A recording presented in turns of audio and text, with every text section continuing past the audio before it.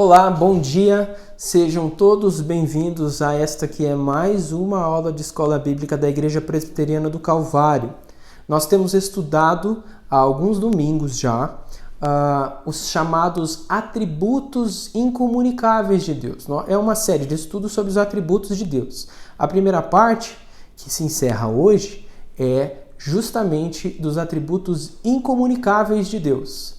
A partir da semana que vem, se Deus quiser, nós estudaremos sobre os atributos comunicáveis de Deus, suas definições, quais são os atributos, os conceitos concernentes a este estudo.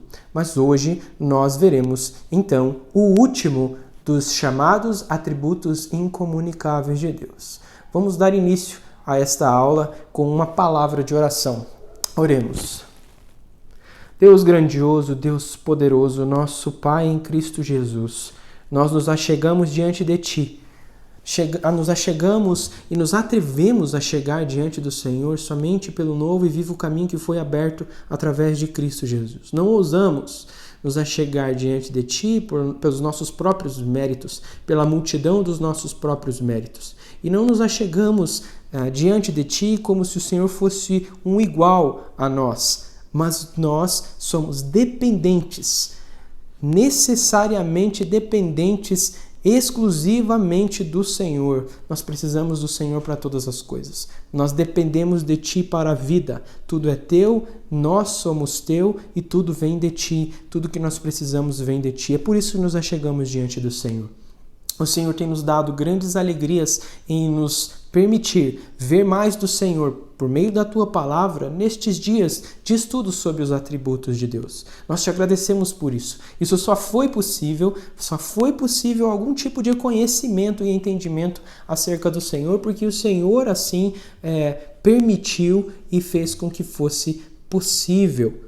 E é por isso que nós nos achegamos mais uma vez, encarecidamente te pedimos, ó Pai, que o Senhor nos ensine mais de Ti. Ensine-nos mais acerca de mais outro atributo do Senhor, para que Te vejamos mais e melhor por meio da Tua Escritura e por meio da iluminação do Teu Espírito em nós. O Senhor já revelou a Tua verdade. O que nos cabe agora é pedir e esperar do Senhor a iluminação para entender e para vivermos também, a partir da capacitação também do Espírito, para a Tua glória, para o louvor do Teu nome. O que nós pedimos é que o Senhor neste momento nos ensine mais uma vez, dê-nos a alegria de aprender do Senhor e também nos leve a temer mais a Ti, porque o temor do Senhor é o princípio de um viver sábio, e é isso que o Senhor deseja e nos ordena e nos ensina em Tua palavra. Perdoe-nos, Pai, os pecados, nós que somos, além de limitados, pequenos, além das nossas fraquezas naturais, nós temos ainda contra nós, pesando o pecado que nos afasta de Ti ou que visa nos afastar do Senhor. Tem misericórdia de nós, Pai, e nos perdoe em Cristo Jesus. Assim nós oramos na expectativa santa do ensino do Senhor, em nome do nosso Senhor e Salvador, Jesus Cristo. Amém.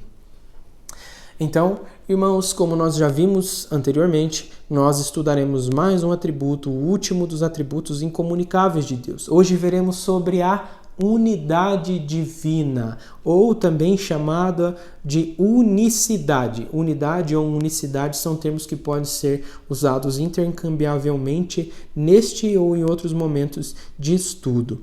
Esse atributo da unidade divina é o atributo que nos mostra que Deus é um.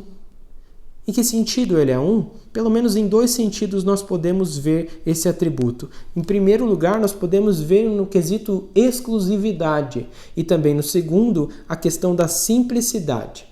Quando eu estou me referindo a Deus na sua qualidade ou na qualidade do seu ser, eu estou dizendo que ele é um Deus simples. Mas quando eu estou me referindo à quantidade de Deus que há, nós temos que ele é somente um. Então, exclusivo ou singular, único em termos numéricos, mas também ele é simples em termos de qualidade. O ser de Deus é um ser simples e é somente um Deus que nós temos. Nós temos pelo menos dois sentidos para usar a questão da unidade. Nós podemos, por exemplo, em certo sentido, falar afirmativamente.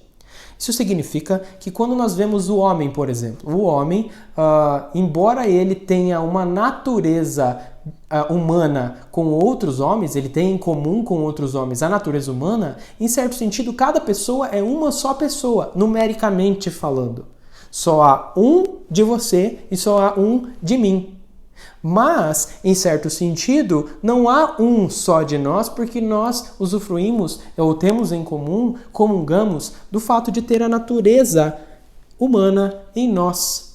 Mas quando nós falamos sobre Deus, nós temos aí sim o termo exclusivo como referindo-se a Deus, porque embora ele seja sim um só, em termos de número, na sua essência e no seu ser, nós veremos que ele é, ou nós também temos, que ele é exclusivo, no sentido de somente ele ser o que ele é. Numericamente, Deus é um. Nós também somos, cada um de nós, numericamente um. Mas Deus é exclusivo do seu tipo. Só há Deus como sendo Deus. Não existe outro que possa ser comparado ou outro que usufrua da mesma essência e do mesmo ser que Deus. Só há um Deus que subsiste em 3 pessoas, como nós veremos mais à frente. Mas só há um Deus, um ser de Deus, uma só essência. Quando então nós nos referimos ao fato de Deus ser único, nós não estamos, preste atenção, não estamos negando que há 3 pessoas na Trindade. Embora nós digamos que, em essência, o ser de Deus seja somente um, em subsistência ou em pessoalidade, ele é 3. Isso são coisas que fogem, escapam do nosso conhecimento e do nosso entendimento muitas vezes. Há, como eu sempre falo, informação suficiente, dados suficientes na Escritura para nós depreendermos essa verdade e convivemos com aquilo que não compreendemos. Cremos, porque mesmo não compreendendo completamente, nós cremos porque assim o Senhor nos revelou. Ele é um só ser que subsiste em 3 pessoas. Então, nesse sentido, nós temos exclusivamente em Deus uma unidade de ser e uma pluralidade de pessoas. Embora ele seja um, ele também é plural em termos de pessoas, não de ser. As 3 pessoas são Deus ou têm a essência, compartilham da essência do ser de Deus. Isso nós veremos conforme nós formos estudando mais sobre Deus. Quando nós afirmamos que ele é um, quando nós afirmamos que Deus é um, é precisamente isso que nos mostra, nos ajuda a defender que o Filho é Deus e que o Espírito é Deus. Não somente o Pai é Deus. O Pai é Deus, o Filho é Deus e o Espírito é Deus precisamente porque há um só Deus. Como é que isso funciona? Porque se nós pensarmos ou chegarmos a pensar que Deus é um Deus que pode ser divisível, um Deus que pode se manifestar em 3 pessoas, aí nós incorremos em dizer que há 3 deuses ou que há mais que um Deus pelo menos, e que ele é dividido e, portanto, deixou de ser Deus. São conceitos um tanto difíceis para nós encaixarmos na nossa cabeça, mas é assim que é. E eu espero estar sendo o mais claro possível e o mais simples possível nesse estudo. Nós negamos, então, que há mais do que um Deus, que é o que nós chamamos de politeísmo. O monoteísmo, preste atenção, é o conceito ou a crença de que há um só Deus. E porque ele é um, nós podemos dizer que nós temos o que nós conhecemos como monoteísmo, uma religião monoteísta. Talvez você já tenha ouvido falar disso. Mas o politeísmo, ou seja, mais do que um Deus, deve ser negado. Assim como dizer que é 3 deuses ou triteísmo deve ser negado também. E ainda existe um outro conceito errado que chama-se dualismo, que é quando você entende que há 2 tipos de deuses, um Deus bom e um Deus mau. Nós negamos o politeísmo porque se nós afirmarmos que há mais do que um Deus, isso significa, ou pode nos levar a pensar, consequentemente, que um Deus limitaria o outro e assim por diante. Um Deus talvez até anulasse o outro Deus. Nós também temos que o homem pecador gosta, na sua natureza pecaminosa, de sustentar uma falsa noção de que há mais do que um Deus, ou um Deus diferente, pelo menos, ou que se manifeste em mais que um só Deus, porque uma vez que exista um legislador e um que seja o juiz, um que seja o advogado, outro que seja o promotor, você pode ter diferentes tipos de moral, por exemplo. Não é difícil. Você vai assistir um filme, por exemplo, onde você tem a narração ou a história de um juiz que é bom, correto, que tem uma conduta ilibada, mas você tem um advogado, de repente, que não tem as mesmas qualidades. São duas pessoas diferentes, atuando na mesma área, na área jurídica, por assim dizer, mas que têm moral diferentes. Se você abordar um ou outro, ou precisar do serviço de um ou de outro, você terá um tipo de tratativa diferente, um tipo de manejo jurídico diferente. Isso aconteceria também se fosse com vários deuses, por exemplo. Um poderia ser um Deus mais justo e o outro poderia ser um Deus que é menos justo. E aí é conveniente para o pecador ter dois tipos de deuses diferentes, porque você escolhe cada um que você queira ou de forma conveniente em qualquer momento que seja. Mas nós negamos que há mais do que um Deus.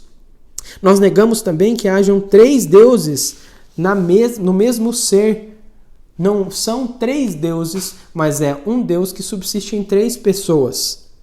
Somente a Trindade divina, somente a Trindade revelada nas Escrituras é que pode sustentar que há somente um Deus santo, um Deus justo, um Deus verdadeiro, enquanto afirma que ele existe ou subsiste em três pessoas. Nós também negamos a ideia de que existam dois deuses, que é o dualismo, um de cada lado, um Deus bom e um Deus mau. Não é difícil encontrar por aí ainda pessoas que pensam que o diabo é um tipo de Deus que é a contraparte equivalente do Deus das Escrituras, o Deus verdadeiro. Mas enquanto um está do lado bom, o outro está do lado mau. O que acontece é que eles acabam se degladiando, acabam batalhando, por assim dizer, tentando triunfar e acabam até mesmo revezando vitórias. Uma hora um vence, outra hora outro vence, e assim o mundo segue. Quem vencer leva melhor e faz o que quer dependendo da situação. Esse tipo de conceito não é o conceito correto mostrado nas Escrituras. O diabo não é um Deus do mal e Deus é o Deus do bem. Deus é o único, só há um Deus. Nós precisamos nos lembrar que o diabo é um ser criado, que inclusive, mostrado nas Escrituras, é dominado pelo único Deus verdadeiro. Ele é restringido, limitado em sua atuação e poder pelo Deus verdadeiro. Isso, nós não podemos sustentar uma ideia ou uma fé dualista, porque essa não é o ensino das Escrituras Sagradas.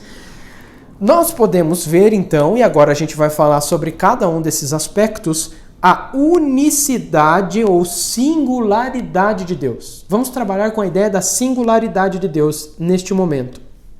É precisamente por causa da natureza de Deus, a qual temos estudado até aqui, que Deus não pode ser mais do que um.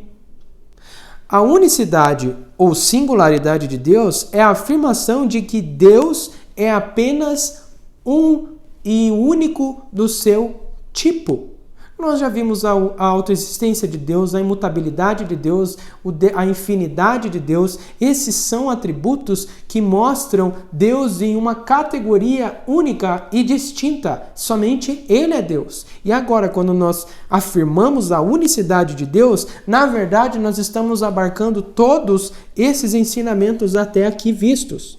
Tudo mais é derivado de Deus. Tudo vive por meio dele e é para ele. É isso que nós vemos nas Sagradas Escrituras. À vista disso, então, mais um atributo reforça que somente ele é Deus e que não há outro Deus além dele. Isso precisa ficar claro e é por isso que sempre é frisado nestas aulas. Alguns textos bíblicos podem nos ajudar a ver este atributo, ou o atributo da unidade visto no aspecto da singularidade, o Deus singular, ímpar, um Deus único.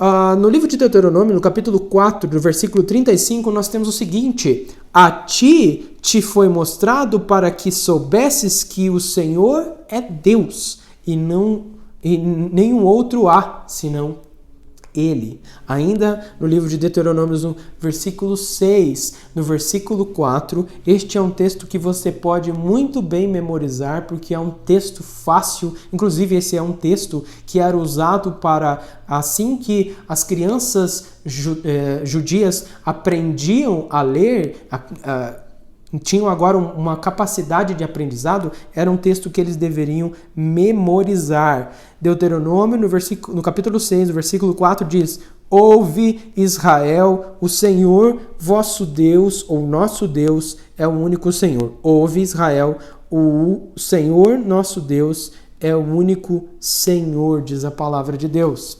No livro de primeiro livro dos Reis, capítulo 8, versículo 60 diz: para que todos os povos da terra saibam que o Senhor é Deus e que não há outro.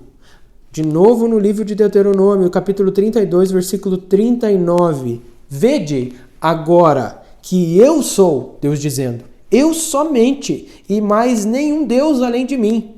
Eu mato e faço viver. Eu firo e eu saro, e não há quem possa livrar alguém da minha mão. Deus mostrando que Ele é um só, e somente Ele é Deus, e que somente Ele faz ou dá a vida, e também manda ou envia ou mata, mas também é aquele que fere e que sara. Não existe dualismo. Um Deus bom que faz as coisas boas, por assim dizer, ou que ele sara e dá vida, e um Deus mau que mata ou destrói a criação desse Deus e fica sabotando a criação. Não existe isso. Deus é quem faz todas as coisas e nós temos a soberania de Deus. Salmo de número 18, no versículo 31, o Salmo 18, 31, diz: pois quem é Deus senão o Senhor? E quem é rochedo senão o nosso Deus? O profeta Isaías escreveu no capítulo 43, versículo 10: vós sois as minhas testemunhas, diz o Senhor, o meu servo a quem escolhi, para que o saibais e me creiais, e entendais que sou eu mesmo, e que antes de mim Deus nenhum se formou, e depois de mim nenhum haverá.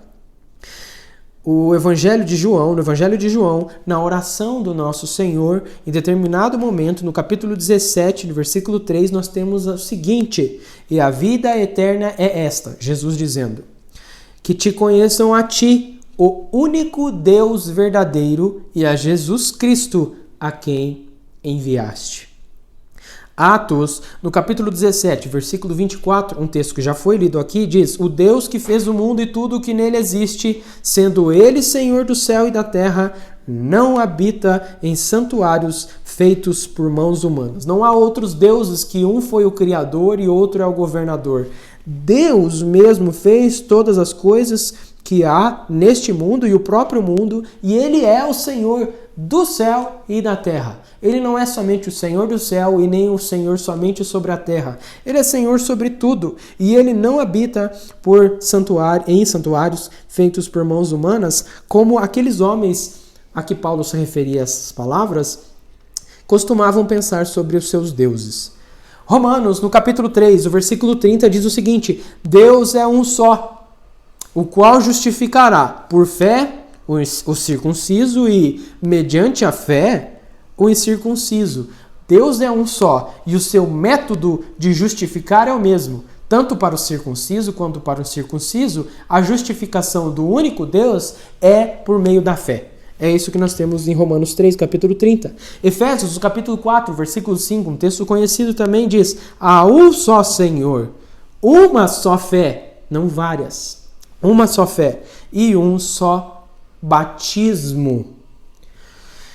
Na primeira carta de Paulo a Timóteo, no capítulo 2, versículo 5, nós temos: porque há um só Deus e um só mediador entre Deus e os homens. Um só Deus e um só mediador entre os homens, Jesus Cristo, homem. Agora, na primeira carta de João, no capítulo 5, versículo 7, nós temos o seguinte: há 3 que dão testemunho no céu: o Pai, a Palavra e o Espírito Santo. E estes 3 são um. O Pai, a Palavra e o Espírito Santo, e estes 3 são um. É isso que temos na primeira carta de João, no capítulo 5, versículo 7. Mas nós também temos o aspecto da simplicidade de Deus. Veja, os versículos que acabamos de ler dizem respeito à singularidade de Deus, que é um aspecto da sua unidade. Deus é um. E por dizermos que ele é o único do seu tipo, por isso que é singular. Mas Deus também é, como nós vimos lá no começo, simples. E é por isso que nós veremos agora o aspecto da simplicidade de Deus. Quando nós abordamos o estudo da unidade de Deus, nós podemos incorrer no erro de acreditar que Deus, então, é uma espécie de composto ou complexo de várias qualidades e várias virtudes ou vários atributos que tornam Deus quem Ele é. Mas nós não devemos pensar assim, precisamente porque nós temos a afirmação de que Deus é um Deus simples, é um Deus sem paixões, é um Deus sem partes, é um Deus que não tem membros, que não pode ser dividido. É isso que nós temos como conceito de simplicidade divina. Então a simplicidade acaba corrigindo qualquer erro que nós possamos incorrer, pensando que Deus é um composto, é um complexo, é a reunião de várias características. Não devemos pensar assim. Nós somos seres complexos. Nós somos seres compostos. Isso significa que nós somos feitos de várias partes ou várias características que acabam resultando na personalidade que nós somos. Embora você tenha várias pessoas que compartilham, que têm em comum a natureza humana, cada pessoa é uma pessoa. Cada pessoa é um ser único. E ele tem características que são reunidas, várias características, uma mais, outra menos, que tornam aquela pessoa uma personalidade distinta. É verdade. Mas nós temos isso como resultado de um complexo ou de uma composição de característica. No entanto, nós não podemos pensar isso em Deus, justamente porque a composição ou a divisibilidade do ser, ou o fato de sermos a reunião de várias características que nos fazem ter uma personalidade distinta, isso é uma característica de imperfeição, é uma característica de dependência e é uma característica de mutabilidade. Nós podemos mudar. De repente, nós somos mais amorosos hoje do que fomos há 10 anos atrás. De repente, nós nos tornamos pessoas que são mais iradas do que éramos ontem, por exemplo. Isso significa que, mesmo nessas características, nesses compostos, ou nesse composto que nós somos, nós podemos variar. Então, é muito peculiar de seres complexos, compostos e divisíveis, como nós somos, imperfeições e também dependência e mutabilidade. Deus não é assim. Deus não é um ser composto que pode ser dividido.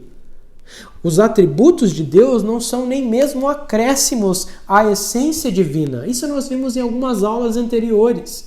Você não diz que Deus não tinha amor, de repente começou a amar. Deus, antes de criar o mundo ou criar o homem, ele não tinha quem amar e estava sozinho e precisou criar alguém por causa da monotonia ou por causa do tédio. Não, irmãos. Deus sempre amou a sua própria imagem refletida no seu Filho e o amor entre eles é o que nós temos como o Espírito Santo. Se é que nós podemos ilustrar dessa maneira bem frágil a expressão, por exemplo, do amor de Deus. Então, os atributos de Deus não são espécie de acréscimos ao ser de Deus, porque senão ele seria composto.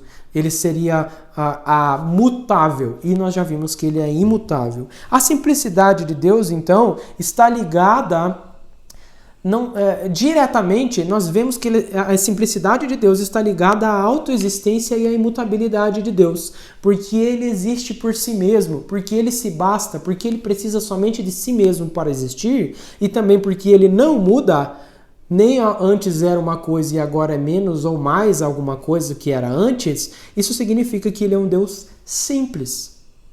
É difícil para nós entendermos isso porque nós somos complexos, e nós podemos tomar Deus como ele sendo um reflexo nosso, e não nós um reflexo dele. Nós fomos criados à sua imagem, e não ele é criado, ou é feito, ou é manifestado segundo a nossa imagem. É por isso que nós temos dificuldades de pensar essas coisas.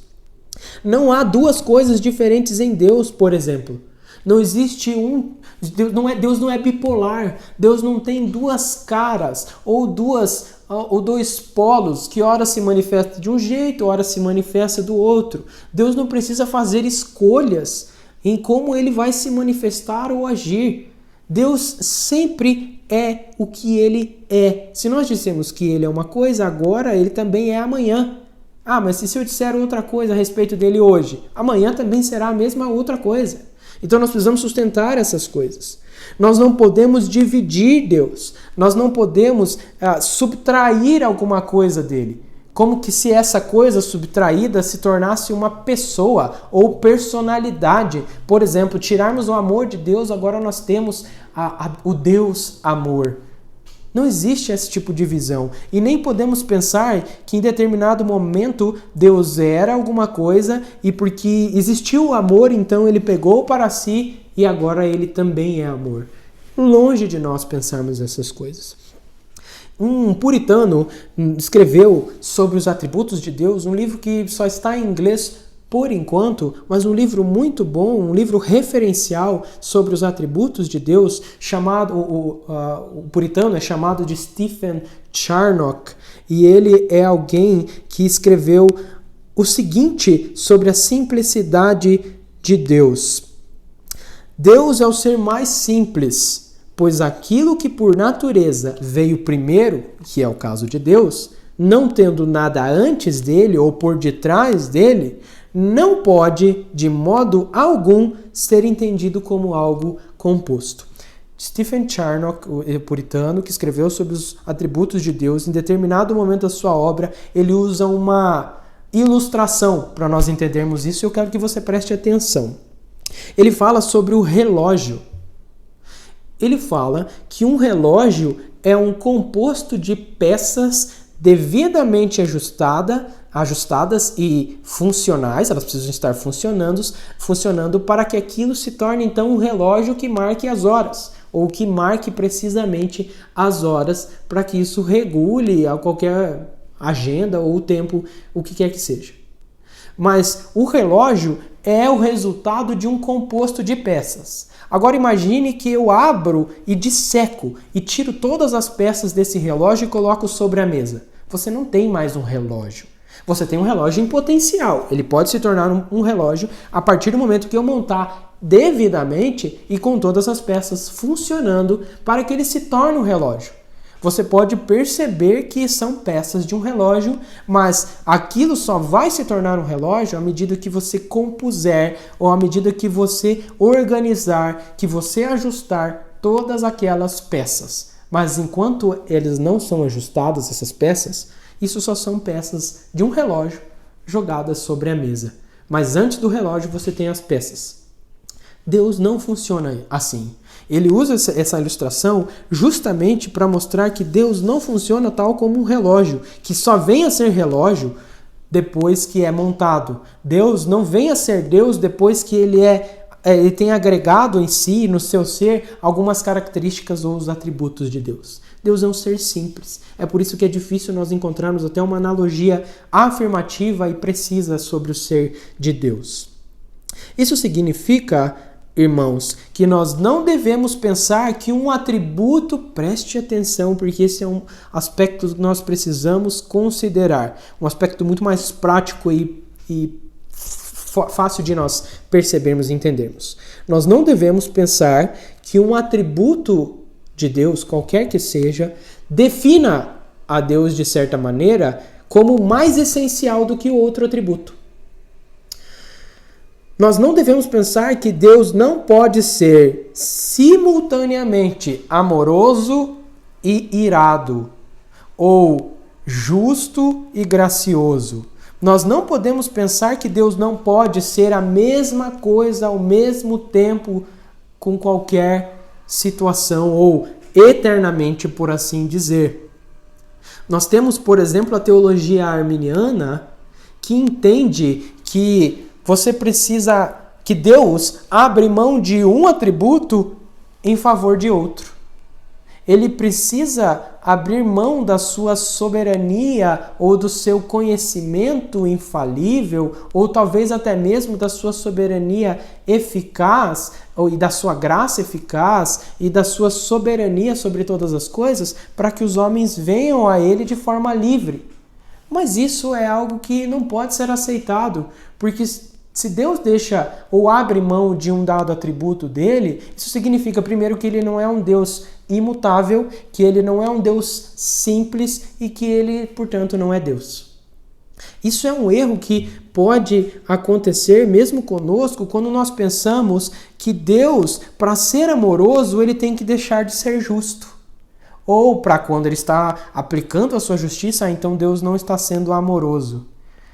Isso é difícil de nós entendermos precisamente porque, por exemplo, nós temos o escritor aos Hebreus dizendo que porque nós somos disciplinados, e a disciplina sempre dói, é isso que nós temos lá, nunca é agradável, porque nós somos disciplinados, isso em si é prova de que Ele é nosso Pai e que nós não somos bastardos. É precisamente a disciplina do nosso Pai, corrigindo os nossos erros, que mostra nisso o seu amor para conosco, o seu amor paternal. Então nós não precisamos e nem devemos abrir mão de um atributo, qualquer atributo que seja, porque nós pensamos que exista um antagonismo dentro de Deus, como se existisse um tipo de conflito em Deus. Ele precisasse escolher, agora eu vou ser misericordioso ou eu vou ser justo? Para que Deus tenha que ser misericordioso, então ele não pode ser justo. Irmãos, não é isso que as Escrituras nos mostram. Deus não está em conflito, nunca esteve e nunca estará em conflito consigo mesmo. Deus não renuncia à sua graça e à sua misericórdia quando exige ou decide ser justo. E nós precisamos captar bem isso e guardar estas coisas. Como isso se dá? Se eu, por exemplo, sou alguém que ora estou irritado ou estou irado com alguma coisa e ora estou apaixonado ou amando determinada coisa, então estou em paz. Eu sou assim. Eu posso ser assim. Talvez se eu dissesse para você no momento de ira que você deveria se acalmar porque está diante de uma situação complicada e que te causa indignação, você me dissesse, como é que eu vou estar calmo quando tudo que eu tenho é motivo para estar irado? O que eu estou dizendo com isso? Que eu não consigo ser as duas coisas. Eu só consigo ser uma. E agora eu só estou irritado por causa dessa determinada coisa. Não existe paz em mim, existe irritação. Nós somos assim, porque somos complexos e compostos. Mas Deus é um Deus que está ao mesmo tempo irado e ao mesmo tempo amando. E nós veremos isso mais adiante, principalmente nos textos bíblicos. É por isso que nós podemos ver que Deus, ao mesmo tempo, ainda na eternidade, estava demonstrando ou decretando ou manifestando a sua ira de alguma maneira sobre os pecados, porque nós lemos, por exemplo, que o Cordeiro foi morto antes da fundação do mundo.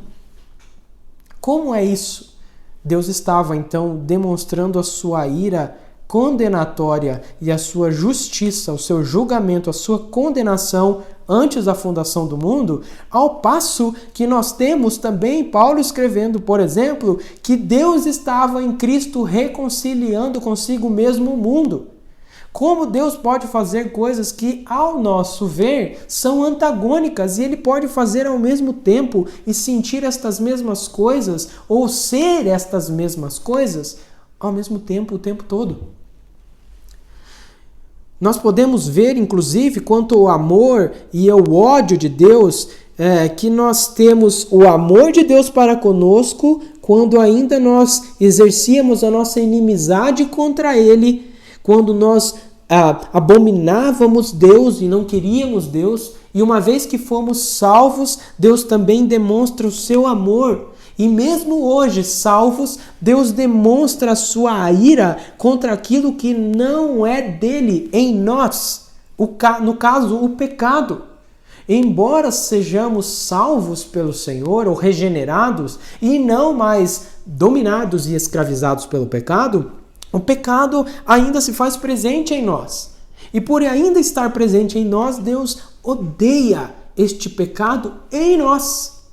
Deus odeia as nossas práticas erradas contra Ele, mesmo hoje, salvos no Senhor, da mesma maneira que ainda nos ama, porque nos amou em Cristo. Estas coisas são grandiosas demais, mas são a verdade da Sagrada Escritura.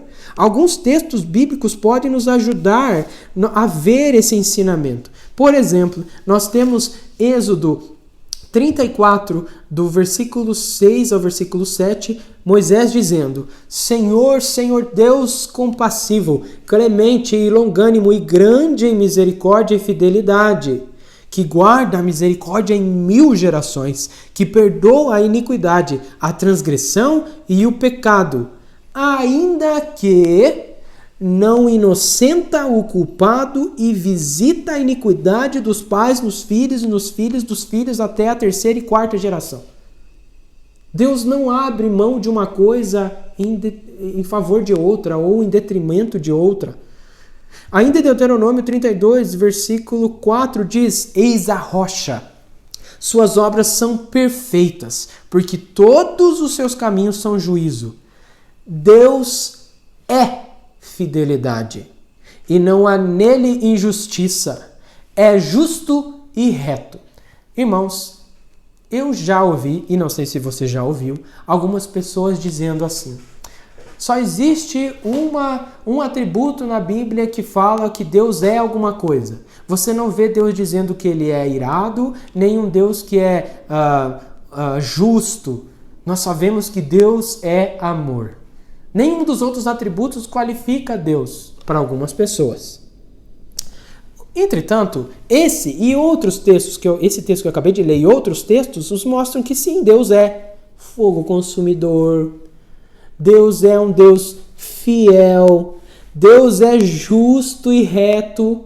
Ué, como assim então pensar que Deus é só amor e que Ele não é qualificado por nenhum outro atributo? Isso não procede, pelo menos das Escrituras, e nós devemos abandonar esse tipo de conceito.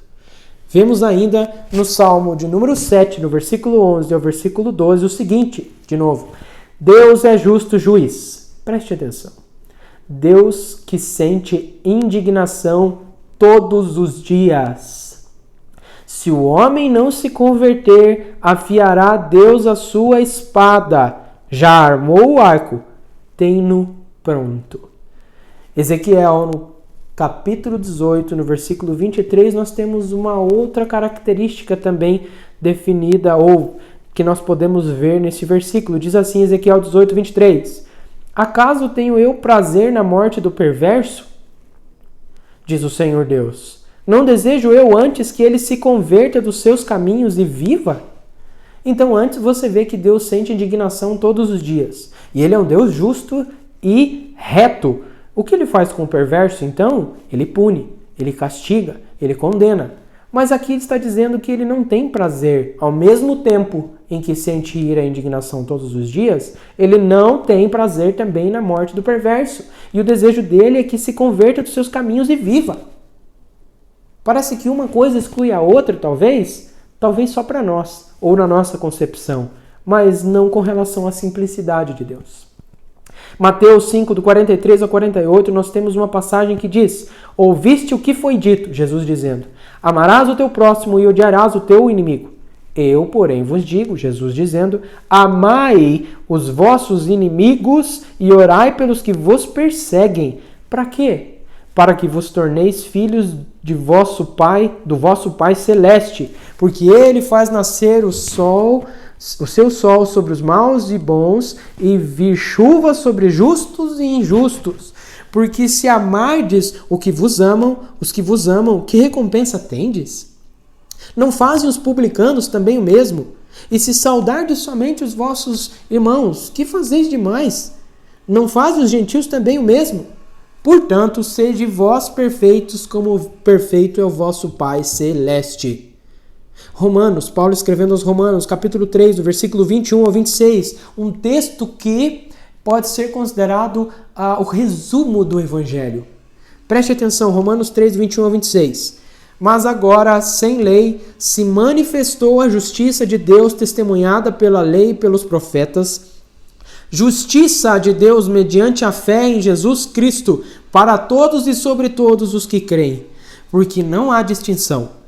Todos pecaram e carecem da glória de Deus, sendo justificados gratuitamente por sua graça, mediante a redenção que há em Jesus Cristo, a quem Deus propôs em Cristo, no seu sangue, como propiciação mediante a fé, para manifestar a sua justiça, por ter Deus, na sua tolerância, deixado impunes os pecados anteriormente cometidos, tendo em vista a manifestação da sua justiça no tempo presente, para Ele mesmo, Deus, ser justo e justificador daqueles que têm fé em Jesus. Como é que Deus pode ser justo e ao mesmo tempo justificar o ímpio? Porque Ele é Deus simples. E em Cristo Ele fez estas coisas para os eleitos. Romanos 5, 8 diz: Deus prova o seu amor para conosco pelo fato de ter Cristo morrido por nós, sendo nós ainda pecadores. Sendo ainda pecadores, alvo e dignos da ira de Deus. Mesmo assim, Deus nos amou e nos deu seu Filho para morrer enquanto estávamos nessa situação. Como é que Ele pode amar alguém que é alvo de ira? Porque Ele justamente sente a ira e sente amor ao mesmo tempo sobre aquele salvo. Nós temos ainda na segunda carta aos Coríntios, no capítulo 5, no versículo 19, o seguinte: Deus estava em Cristo reconciliando consigo o mundo, não imputando aos homens as suas transgressões. Efésios 1, do 4 ao 5 diz: nos escolheu nele, em Cristo Jesus, antes da fundação do mundo. Como que Ele nos escolheu antes da fundação do mundo para sermos santos, irrepreensíveis perante Ele, se nós éramos já desde lá alvos da sua ira, porque Ele sabia e tinha decretado que nós pecaríamos? Como?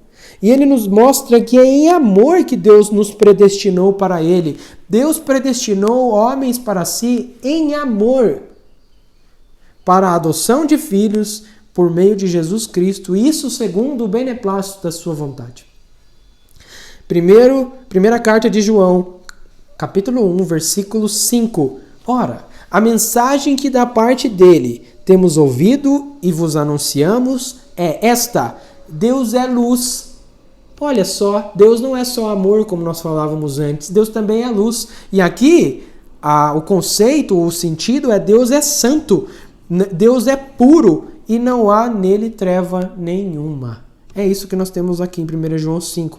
Na primeira carta de João, no capítulo 4, no versículo 8, diz: aquele que não ama não conhece a Deus, pois aí sim, Deus é amor. Deus é amor, é luz, é fidelidade, é justo e reto, e sente indignação todos os dias. O último texto, Apocalipse capítulo 13, versículo 8 diz: e adorá-la-ão todos os que habitam sobre a terra, porque aqueles cujos nomes foram escritos no livro, aqueles cujos nomes não foram escritos no livro da vida do Cordeiro, que foi morto antes da fundação do mundo. Não, Cristo morreu há 2000 anos atrás, mas de acordo com as Escrituras, isso estava tão certo e tão decretado por Deus, que se pode dizer que antes da fundação do mundo, o Cordeiro foi morto. E ele foi morto não por amor apenas, para expressar amor pelos perdidos. É verdade que isso está contemplado, mas é por causa do pecado. Porque a ira de Deus já estava decretada a ser jogada sobre o seu Filho por causa dos eleitos.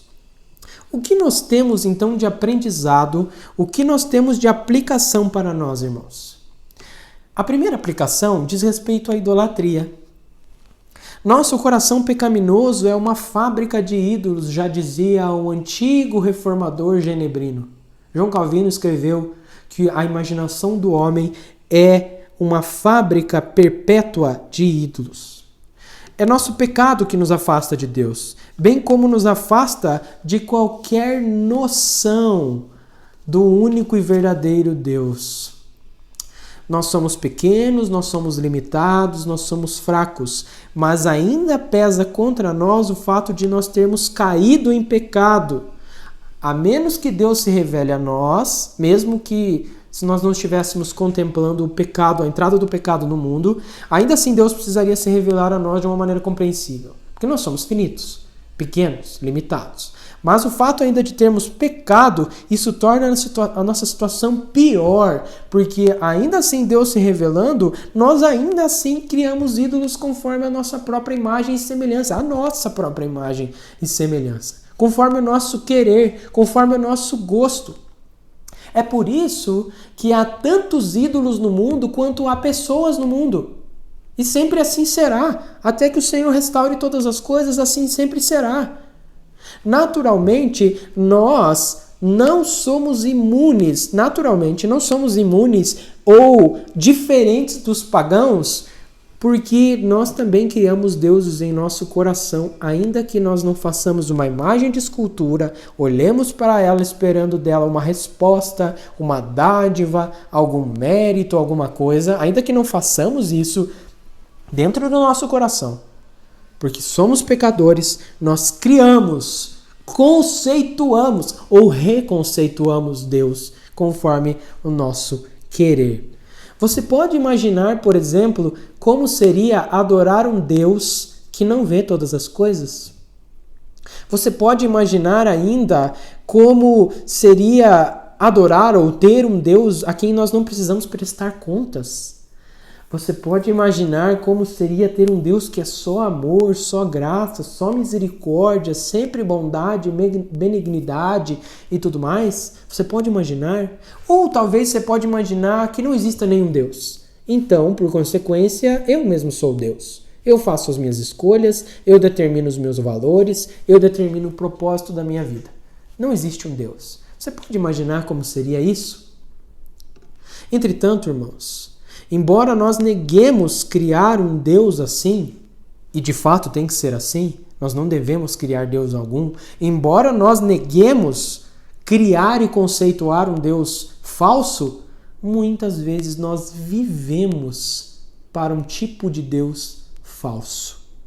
E é por isso que este estudo dos atributos de Deus também é importante para que a gente possa ajustar o entendimento sobre Deus de acordo com o que nós encontramos nas Escrituras.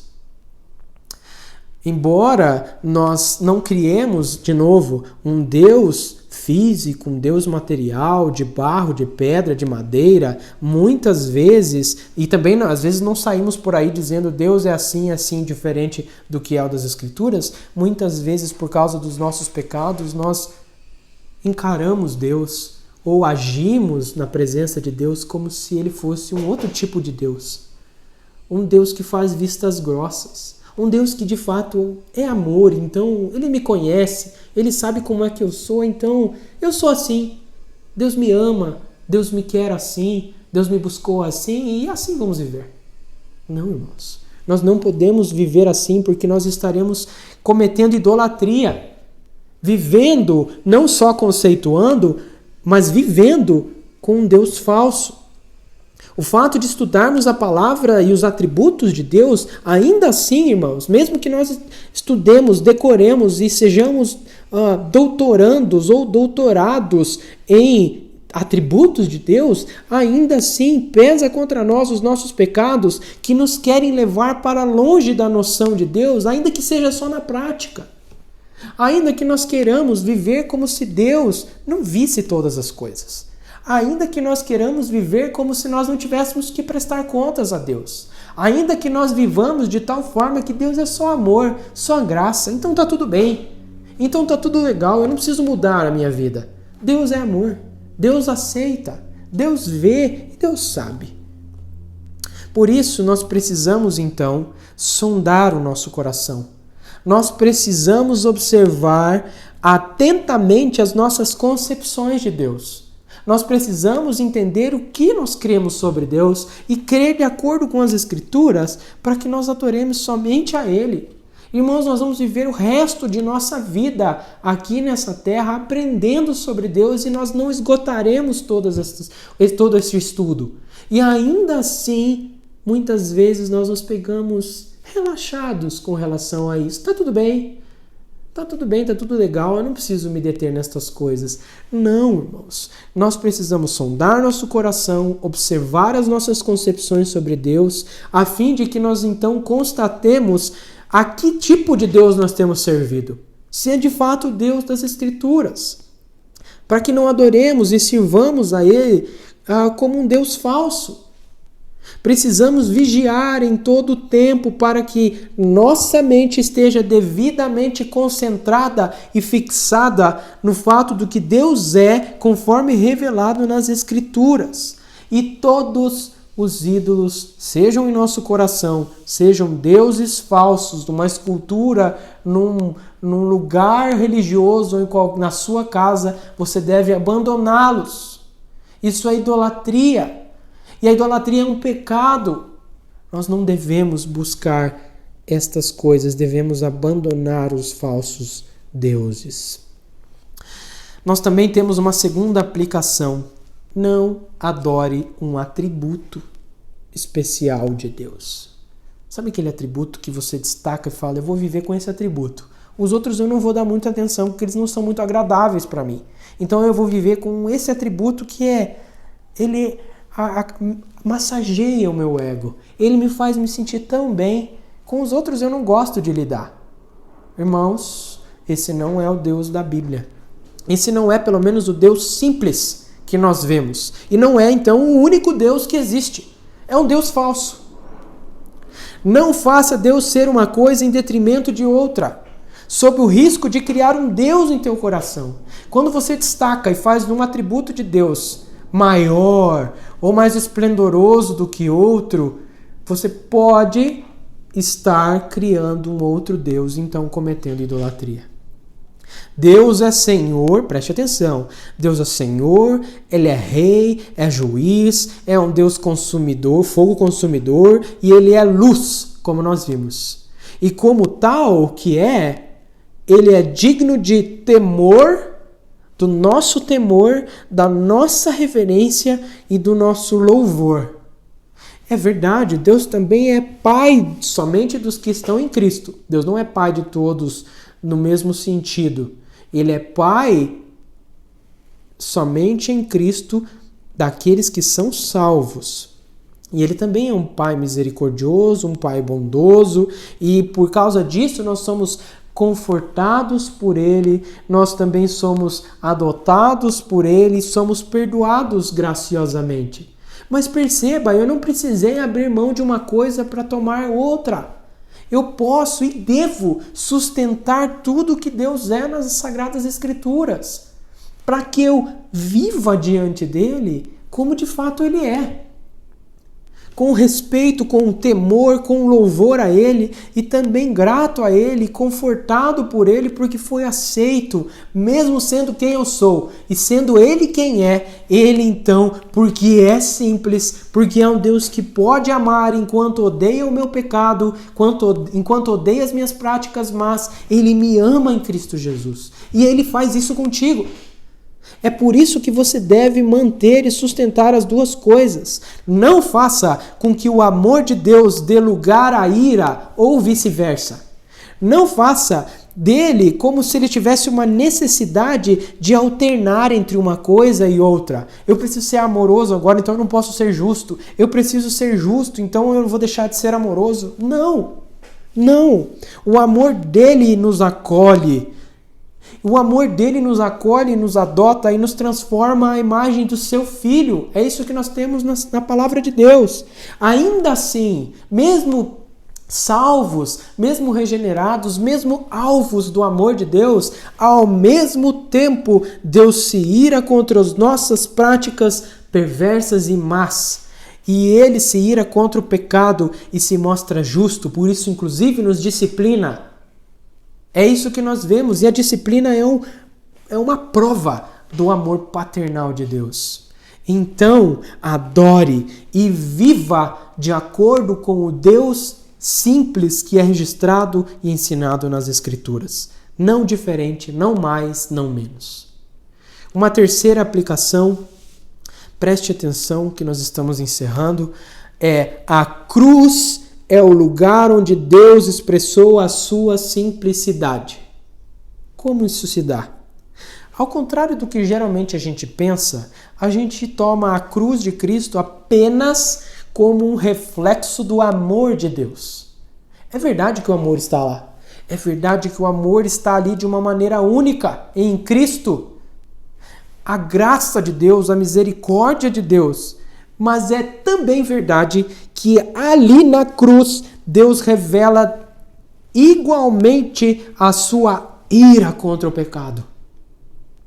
Deus, então, derrama a sua cólera, a sua ira, a sua santidade, fulmina o seu filho na cruz. A palavra diz que agradou a Deus moer o seu filho, moer o seu servo na cruz, por causa do pecado dos eleitos de Deus. Não pense que Cristo morreu por aqueles que não foram escolhidos de Deus.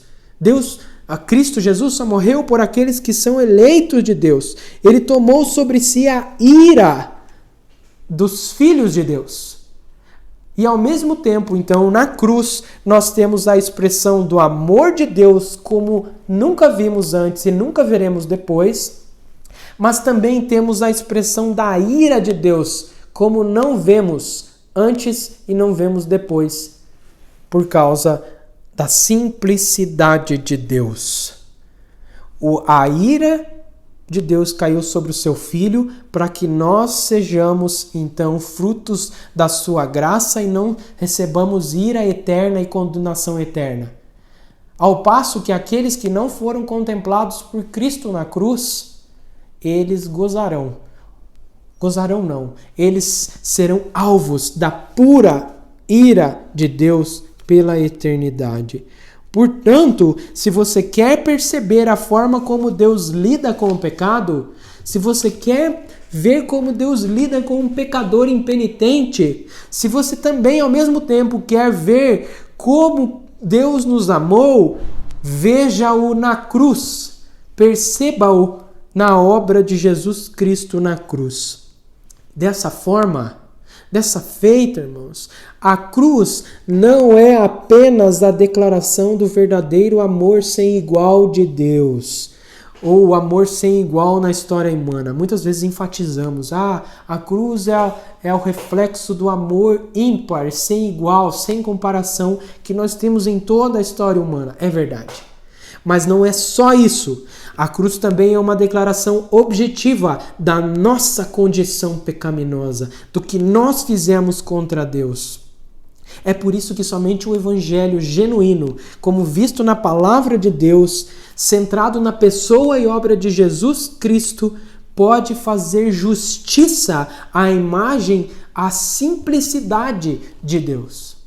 Somente o Evangelho em Cristo Jesus pode nos conduzir a um entendimento correto sobre Deus. E ao mesmo tempo também é o contrário. Ao menos que nós vejamos Deus como um Deus simples, nós também não veremos Deus como um Deus que expressa sua ira e seu amor na cruz. Então, amor e ira estão igualmente estampadas na cruz de Cristo. É ali que nós vemos que nós não glorificamos a Deus como deveríamos, mas também vemos como Deus faz isso, revela seu amor e a sua graça para conosco e nos salva. É por Cristo que nós fugimos da ira de Deus. E é nele que nós encontramos o perdão dos pecados. É em Cristo que nós vemos que Deus sente indignação todos os dias por causa dos nossos pecados. Mas é ali que nós vemos que desde a eternidade passada, Deus nos predestinou para Ele e nos escolheu nele em amor. E assim nos amará em Cristo por pura graça. Então, vá para a cruz para ver a simplicidade de Deus de modo inigualável. E esse é, então, o estudo sobre o atributo de unidade, a unicidade ou a unidade de Deus, contemplando a exclusividade ou a singularidade de Deus e a simplicidade. Ele é um em número e único, o único Deus, o único ser divino é Deus. E nós também vemos a sua simplicidade. Tudo que ele é de forma simples, ele é ao mesmo tempo tudo o que ele é. Que Deus abençoe você, que Deus ajude você a entender mais sobre este e outros atributos. Vamos neste momento mais uma vez ter uma palavra de oração. Senhor Deus, nós te agradecemos por esse ensino da tua palavra, por isso que nós vemos acerca de ti mesmo. Obrigado porque tu és quem és para nós, de maneira que nós podemos adorá-lo, temer ao Senhor e nos confortar no teu amor, temer e reverenciar, honrar a ti por quem tu és, ter medo, porque um medo santo, um medo reverente, um medo piedoso que é temor diante de ti, porque tu és um Deus que não faz vistas grossas ao pecado, o Senhor não inocenta o culpado, mas ao mesmo tempo é um Deus clemente, ao mesmo tempo é um Deus clemente, um Deus misericordioso que perdoa a iniquidade. E em Cristo nós podemos ver isso. Te agradecemos por tão grande salvação e por grande estampar da tua ira e do teu amor. Coisas que muitas vezes nós podemos pensar que são antagônicas, como se o Senhor tivesse que alternar entre um e outro. Longe de nós essas concepções. Ajude-nos a nos firmar na verdade. É isso que oramos e louvamos o teu nome. Em nome de Cristo. Amém. Amém. Irmãos, que Deus abençoe mais uma vez. Deus abençoe você. Hoje é dia do Senhor. Aproveite o dia do Senhor. Desfrute como Deus exigiu que você desfrute desse dia, de modo exclusivo, a glorificar e cultuar a Ele, seja particularmente ou publicamente. E até domingo que vem, se Deus quiser, onde nós daremos início ao estudo sobre os atributos comunicáveis de Deus. Que Deus te abençoe.